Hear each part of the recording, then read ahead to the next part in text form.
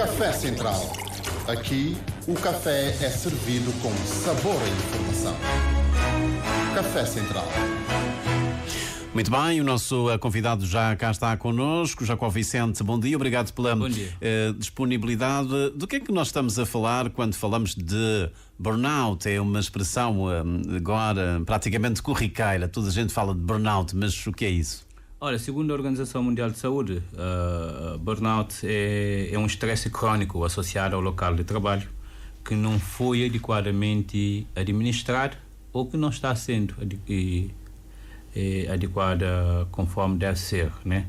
A OMS consolidou esta questão agora em fevereiro de 2024 e é uma questão de saúde pública, segundo a OMS. Sintomas não é nova, não são coisas que podemos dizer que o esgotamento profissional, que é um distúrbio emocional com sintomas de exaustão extrema, estresse e esgotamento físico, resultante de situações de trabalho desgastante que demandam muita competitividade ou responsabilidade, né? A principal causa é mesmo um excesso de trabalho e, curiosamente, burnout é uma doença é um esgotamento que acontece no contexto laboral. Portanto, é como se tivéssemos queimados fusíveis. Tudo. O excesso de trabalho, a pessoa o excesso, chega ao limite. A forma como nós começamos a nos sentir cansados, começamos a procrastinar, começamos a ficar isolados, começamos a deixar aquilo que nos dá prazer de lado ou a estar sempre a adiar, né? Burnout segundo a OMS, aquilo que nos faz ter essa exaustão extrema física e mental, dor de cabeça frequente, alterações no apetite, sentir mais ou menos fome, insônia, sentimentos de fracasso e insegurança, dificuldades para se concentrar, pensamentos negativos constantes, sentimentos de derrota e competitividade. Infelizmente, o que nós neste momento estamos a ver em Cabo Verde está a aumentar. A Organização Mundial de Saúde fala muito do efeito Covid, do pós-Covid também, e é algo que as empresas, as instituições públicas e privadas têm que estar muito atentos relativamente aos seus trabalhadores. Porque na altura da Covid até muitas empresas adotaram o teletrabalho, portanto as pessoas ficavam em casa, não tinham horários, enfim, trabalhavam, digamos, havia uma sobrecarga de trabalho. Havia, sim, e continuou depois, e os trabalhadores em teletrabalho depois não tiveram nenhum tipo de assistência psicológica, né? O convívio em casa, adotar um departamento, um quarto da tua casa para trabalho, para efeitos de trabalho, isto era novo, ninguém sabia disto, e a intensidade do trabalho fez com que muitos de nós sentíssemos de facto cansados, porque quando saímos de casa, estamos cansados, voltamos para casa para descansar. Agora sim. Estamos em casa a trabalhar, e ao mesmo tempo às vezes até a cuidar dos filhos, por causa do confinamento. Em casa nós temos muitas coisas para fazer, mas este esgotamento, este estresse crônico no trabalho é algo que depois faz com que o nível de absentismo aumente, nível de presenteísmo aumente. Muito presenteísmo tem estado a ser estudado agora com muito mais frequência, porque o sujeito vai para o trabalho, mas não consegue produzir. Portanto, é um verbo de estar, leva o corpo para o trabalho. Leva o corpo, sim. E nós estamos, é preocupante, principalmente em Cabo Verde, onde os funcionários públicos não têm acesso ao Instituto Nacional de Previdência, não colabora, não comparticipa nas consultas de psicologia, quando a Organização Mundial de Saúde diz que a principal forma de se ultrapassar o burnout é através de psicoterapias, né? Então é preocupante, e a nível mundial burnout já foi considerado uma situação de saúde pública nos países, mas em Cabo Verde ainda não temos, fala-se muito pouco ainda. Em termos oficiais ainda não se fala muito não existe uma política pública voltada para este síndrome que é preocupante, porque nós já recebemos casos de pessoas que levantaram o processo disciplinar e instruíram um processo e, entretanto, ignora-se aquilo que está por detrás, né? Do porquê que a pessoa tem estado a faltar muito trabalho, porquê que a pessoa sai antes da sua hora, antes do trabalho, porquê que a pessoa não está a conseguir produzir no contexto laboral, porque que a pessoa está com... Não consegue se concentrar numa tarefa. Não consegue se concentrar, está com um nível de estresse muito elevado. E muita irritação. Muita irritação, muito conflito no contexto laboral. Então, tudo isso depois... Às vezes fica-se com a ideia que a pessoa é problemática, sim, é um desestabilizador. Sim. Não quer colaborar, não quer participar, né? Faz as coisas da forma como acha que deve fazer, etc. E estamos perante uma pessoa doente. Porque a última fase do burnout depois é a depressão. Mas as empresas não deviam ter aqui, não diria um departamento, mas pelo menos algum especialista, algum psicólogo, sei lá, dentro das unidades de recursos humanos que olhassem para estas questões? Claro, o aconselhável é pelo menos empresas com mais de 50 colaboradores devem ter lá um psicólogo organizacional lá dentro, para trabalhar esta questão dos recursos humanos, não no sentido administrativo, mas no sentido do sujeito, das pessoas. Chamar as pessoas, conversar, ver comportamento e atitude das pessoas. Um funcionário que está chegando sempre atrasado, o psicólogo da empresa vai lá, procura saber o porquê, o que é que está a passar, etc. Porque as pessoas passam muito tempo no trabalho e levam os seus problemas também. Enquanto estão no trabalho, procuram diminuir ou não pensar nos problemas que têm fora do trabalho para se concentrar no trabalho. Então há uma pressão laboral, há uma pressão social, há uma pressão familiar muito grande, em que é preciso estarmos atentos, porque também as empresas, neste momento nós temos várias empresas que já estão com protocolos e os seus funcionários têm acesso a psicólogos e depois recebem relatórios sobre o relatório geral sobre o estado de saúde mental dos seus colaboradores, e já temos empresas que já se despertaram para esta realidade, né?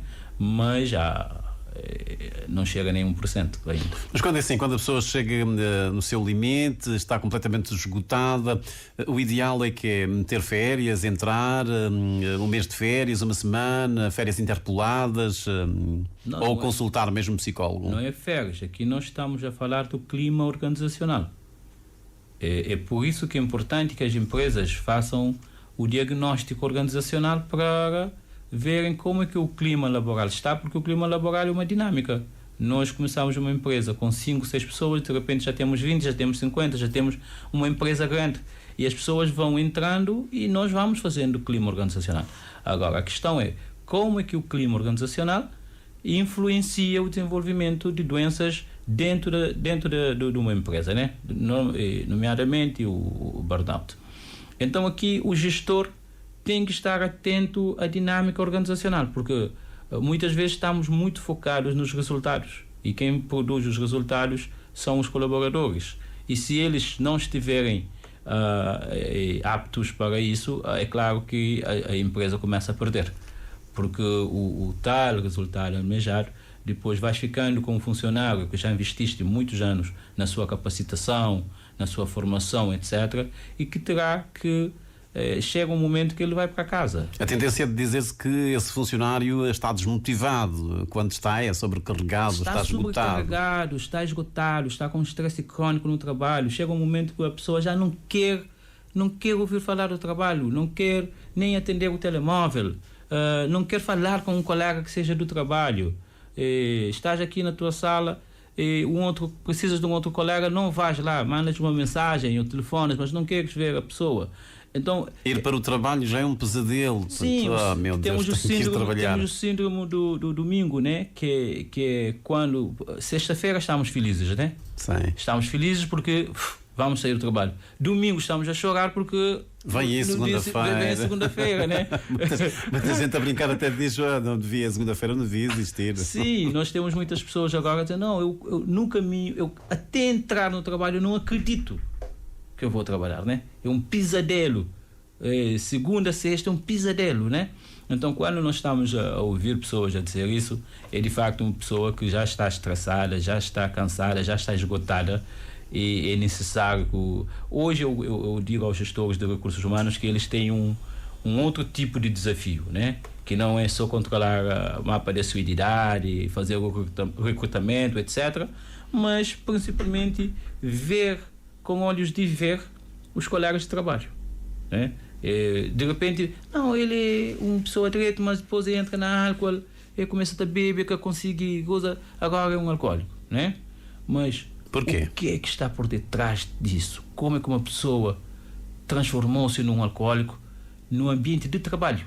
Uma profissão que ele gostava muito, uma casa que ele gostava muito de ir lá para trabalhar, para produzir, e de repente entra no mundo do álcool, fica um alcoólico, já perde toda a capacidade de trabalhar.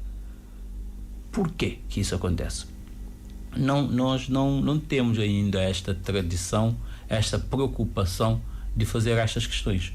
Daí que este tema acha que deve merecer uma reflexão no contexto precisamente desse programa do Ano de Saúde Mental? Sim, é um tema que merece todo o cuidado de todos os gestores públicos e privados, porque todos nós, a qualquer momento, podemos entrar neste ritmo e desenvolvermos burnout. Portanto, ninguém precisa de uma pessoa com um estresse crônico no trabalho. Acho que não é vontade, não é desejo de nenhum gestor. Daí que investir na saúde mental no contexto de trabalho é um desafio dos gestores. Não se pode pensar que é uma despesa, antes pelo contrário, é um grande investimento que as instituições fazem. Mas sempre tem havido essa preocupação? Está a surgir. Nós, neste momento, por exemplo, temos algumas empresas que este ano eu já fiz 5 planos estratégicos de saúde mental para 5 empresas a nível nacional.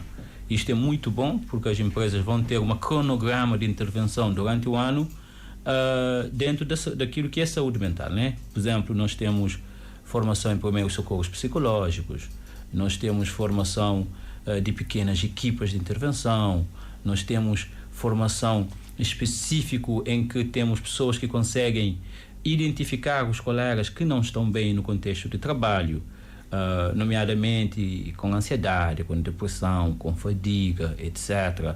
Porque a Organização Mundial de Saúde diz que nós temos que desenvolver a estratégia de deshospitalizar a saúde mental. Então, juntamente com a Cruz Vermelha Internacional, que também diz isso, temos que formar pessoas que não têm que ser técnicos superiores ou especialistas na área de saúde, mas formar pessoas em que nós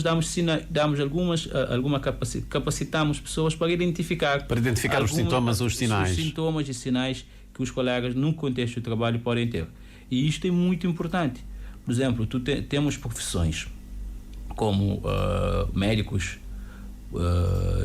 e pessoal de segurança pública e polícias e militares, etc., que estão sob um estresse, pessoal de proteção civil, penitenciária, que estão sob um estresse permanente e trabalham por turno, que precisam estar constantemente sob observação. Então, aqui é uma questão muito delicada. Estás de parabéns por escolher este tema, porque de facto o país merece, o país precisa, nós precisamos acordar, e temos já várias empresas que já estão a tomar medidas neste sentido. E tem o Centro de Atendimento Psicológico tem recebido alguns casos. Qual é que é o quadro, digamos, clínico?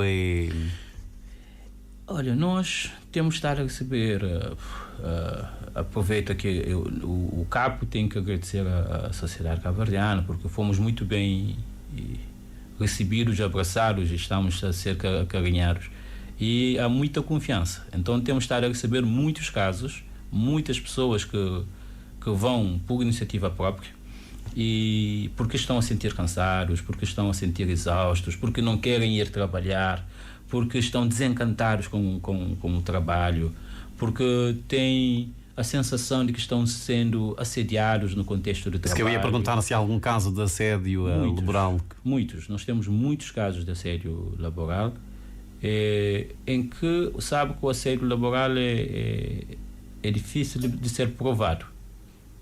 E a interpretação do assédio laboral para o psicólogo e para um jurista é diferente, né? Então, esta falta de aquilo que a lei diz e a forma como o sujeito se sente no contexto de trabalho, para nós, enquanto psicólogos, é mais importante aquilo que tu sentes. E quando o sujeito sente que ele está sendo assediado, ele inconscientemente desenvolve um conjunto de medidas de proteção. E este mecanismo de defesa que o sujeito desenvolve faz com que muitas vezes o trabalho, ele e a própria empresa ou instituição também começam a ser prejudicados por isso. Então é um assunto que merece ser... Nós fazemos, durante o ano inteiro, o ano passado, nós fizemos mais de 120 workshops, palestras nas empresas em Cabo Verde. E isto tem estado a ser cada vez mais solicitado, porque é necessário falar de temas. Nós fazemos palestras, workshops em que as pessoas de repente começam a manifestar, a emocionarem-se muito, porque é como se estivéssemos a falar exatamente para determinadas pessoas, né? Porque a saúde mental, a ansiedade, a depressão, qualquer tipo de transtorno que nós possamos ter, precisamos ser assistidos. Precisamos mesmo. A doença mental ou a saúde mental precisa ser promovida através do acesso das pessoas aos especialistas. Não é fazendo só campanhas. Precisamos que as pessoas tenham acesso... Por exemplo, nós vamos a fisioterapeuta, temos direito a 30 sessões a fisioterapia. Por que nós, os cabo-verdianos, não podem ter 30 sessões de psicologia? Que seriam uma terapia de médio prazo, para poderem desafogar, poderem falar, poderem desabafar, poderem ter orientações. E eu vou te dar um exemplo, eu vou te usar. Claro. O jornalista Carlos Santos, neste momento, está em voga, certo? E mexe com o seu orgulho profissional. Eu, enquanto psicólogo, eu diria que tinhas que ir ao psicólogo, ter uma sessão, conversar, falar e ter algumas orientações. E ia-te fazer muito bem, né? Este é um exemplo. Sim, portanto, o que o Jacó quer dizer é que devia haver também aqui alguma política por parte das empresas ou políticas públicas no sentido de suportar também ou de enquadrar, digamos, essas consultas a um psicólogo, porque se alguém já tem burnout e, portanto, a coisa chega a um extremo, portanto, se não tiver o suporte da empresa ou se a empresa não tem internamente, digamos, especialistas que tratem desses casos, portanto, esse trabalhador terá que desembolsar, terá dinheiro do seu bolso para ir a um psicólogo, não é? Quando digamos, é uma preocupação e é um problema que surge no contexto laboral. Sim, e o psicólogo, as pessoas devem ir ao psicólogo mesmo por ir. Vamos falar, né? Vamos falar com uma pessoa que já sabemos que temos total confidencialidade. Vamos desabafar. Muitas vezes nós temos esposas, temos filhos, temos melhores amigos, etc. Mas temos assuntos que são nossos, que afligem-nos muito, muitas vezes tiram-nos sono. E se falarmos com um psicólogo, passa. Mas há aqui ainda algum preconceito de uma pessoa ir ter com um psicólogo? Eu digo que 20 e tal anos depois, em Cabo Verde, eu digo hoje que a sociedade, as pessoas estão à procura. Antes as pessoas nem queriam falar comigo quando sabem que eu sou psicólogo. Hoje não. Hoje eu vou ao mercado, eu vou a qualquer lugar, as pessoas querem falar comigo. Querem colocar questões, preocupações. Então, estamos num Cabo Verde em que as pessoas já... esta coisa... O principal problema de saúde mental é o acesso. Como profissional, tu podes dizer, Jacob, eu não tenho tempo para ir às 4, mas podes ir às 9 da manhã. Tem lá um psicólogo à tua espera. Quer dizer, a questão do acesso, mas tu vais pensar, eu tenho filhos, eu tenho responsabilidades, como é que eu vou pagar 30 sessões com o psicólogo? É muito dinheiro. Mas, por exemplo, no caso eu tenho que ser justo, os trabalhadores da RTC têm acesso. É uma das empresas que numa primeira hora fechou o protocolo com o CAP. Então, os trabalhadores que têm este acesso podem ir a qualquer momento, marcar a sua consulta, tem lá psicólogos à espera. Nós, neste momento, o CAP tem 13 psicólogos, né? E temos psiquiatras, temos neurologistas. Então temos condição de receber as empresas e dar assistência. Muito bem. Há uma tendência também de se confundir burnout com depressão. Parece-me que são duas coisas diferentes.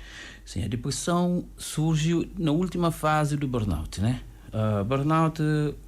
Sim, porque o burnout se desenvolve por fases. Por fases, tem cerca de 12 estágios, com necessidade de provar o seu valor no contexto de trabalho, com incapacidade de se desligar do trabalho, as pessoas que levam o trabalho para casa, final de semana estão a trabalhar, voltam logo de manhã, são os primeiros a chegar porque querem trabalhar, vão trabalhar, precisam trabalhar. Não se desligam do trabalho. Não desligam do trabalho. Necessidades básicas se tornam secundárias, por exemplo, ir passear com a tua esposa, com os teus filhos, ir fazer compra do mês, tornam-se secundários porque estás a trabalhar e não tens tempo para abastecer a tua própria casa, para pagar luz, para pagar água. Mas também nós temos uma situação em que o trabalhador vai para casa, mas está constantemente a receber chamadas, digamos, dos chefes. Sim, vamos da chefia. Sim. Isto é grave, né? Mas aí o profissional tem que estabelecer o limite. Nós temos que estabelecer o limite. E de dizer, eu faço prestação de serviço das 8 às 16, a partir de 16 eu tenho uma outra vida. Sim, é o direito ao descanso também, sim, não é? Sim, é o direito a descanso, é o direito a preservar a tua saúde mental, né? Sair daqui, ir fazer um ginásio, ir passear, ir conviver com os amigos, com os familiares, etc. A pessoa no burnout foge de problemas, faz a descaracterização das prioridades, desenvolve um nível de intolerância bastante elevado, restringe a sua vida social e tem grandes alterações no seu comportamento, né? A última fase do burnout é de facto a depressão. Se calhar há muita gente a dizer, caramba, eu estou em burnout e não sabia, ou estou em burnout e não sabia. Sim. Eu mesmo, ano passado, mês de abril, maio, um psiquiatra diagnosticou-me com burnout. Porque estamos ligados, estamos a trabalhar muito, estamos em casa a trabalhar e... Quando vêm os filhos, agora não tem tempo. Não tenho tempo e começamos... Eu tive sorte porque eu tenho filhos que chamam a atenção e isto foi muito bom. Eu tive que parar mesmo no ano passado, eu tive 3-4 meses desligado, completamente desligado. Porque esta canseira mental depois... Portanto, é quando nós mantemos este ritmo, chega um belo dia em que de facto o fusível queima. Sim, queima e começas a desenvolver pensamentos negativos, porque começa o processo de autodepreciação. Eu sou inútil, o que é que eu estou a fazer? Não estou sendo capaz e nada que eu faço está a correr bem. Quando tu não estás com a capacidade de produzir. Instala-se aqui uma frustração, não é? Uma frustração enorme, por isso que a última fase é a depressão. Entras na depressão e depois a última fase da depressão é o suicídio. Então nós, quando falamos de burnout, estamos a falar de um assunto bastante sério e é da responsabilidade das empresas estarem atentos, darem assistência aos seus trabalhadores, por um lado.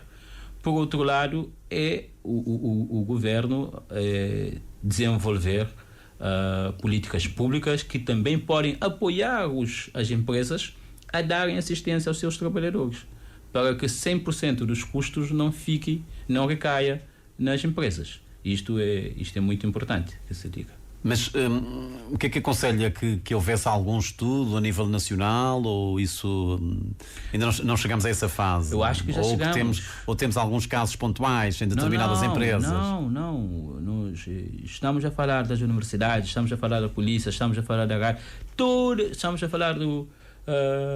Pelo menos que se traga esse tema para, digamos, para o debate público. Eu vou te dar um exemplo. Vamos às empresas, às instituições que fazem o atendimento público no balcão. quando estão cheias, nós começamos a ver o comportamento das funcionárias, dos funcionários destas instituições. Estão nervosos, estão irritados, já não falam muito. Sabe que aqui em Cabo Verde ainda há um outro fator, uma outra variável, que é, digamos, a rotina. Nós fazemos praticamente as mesmas coisas, não é? Sim, mas quando fazemos a mesma, por exemplo, eu vou ao cartório, está completamente cheio, toda a gente quer ser atendida por mim.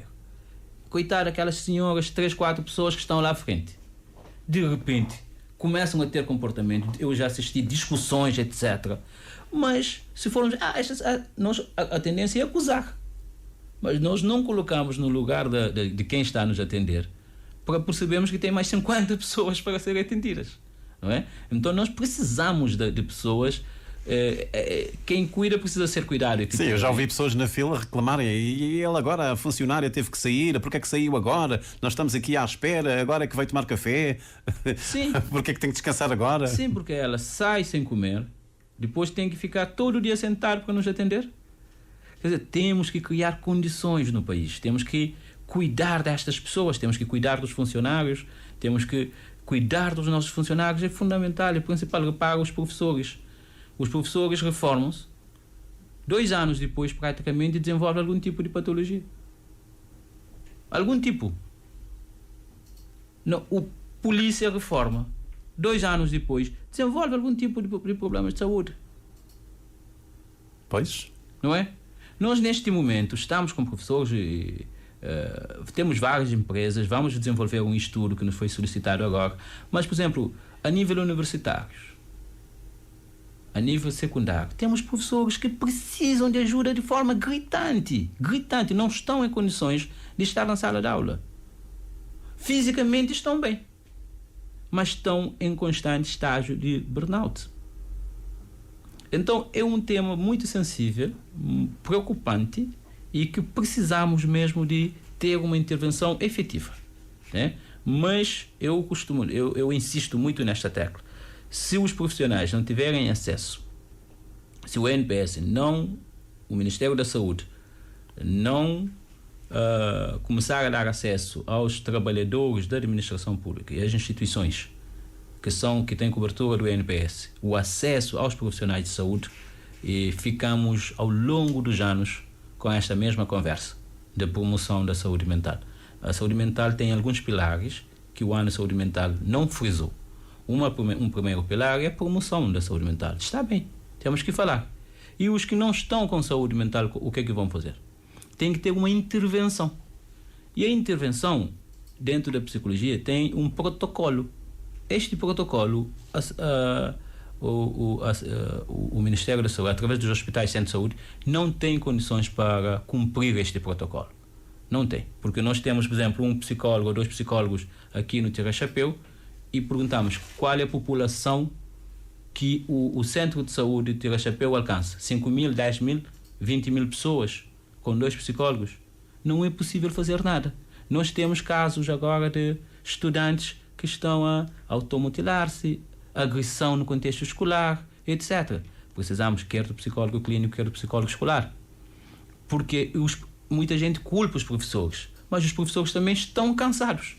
Repara, um único professor tem 300 e tal alunos. Tem que trabalhar, tem que dar aula, tem que preparar a aula e tem que corrigir os testes. Não é... E tem que colocar as notas no sistema já agora. Tem que colocar as notas no sistema. Então os professores estão em burnout. E isto é, sim, eu acho que é preciso, podemos escolher um público-alvo que pode ser os professores e fazer um estudo. Por acaso eu já marquei com o Sr. Ministro, porque é necessário dar mais atenção a esta pressão que nos leva a burnout. Muito bem, Jacó Vicente, obrigado por ter vindo uma vez mais aqui ao nosso espaço Café Central para falarmos dessa questão que é importante e que merece também estar no centro do debate. Psicólogo e responsável pelo Centro de Atendimento Psicológico. Falamos hoje do burnout, ou então do esgotamento no contexto laboral. Fica por aqui também este Bom Dia Cabo Verde, edição para terça-feira, com a certeza de voltarmos ao seu convívio amanhã a partir das 6 da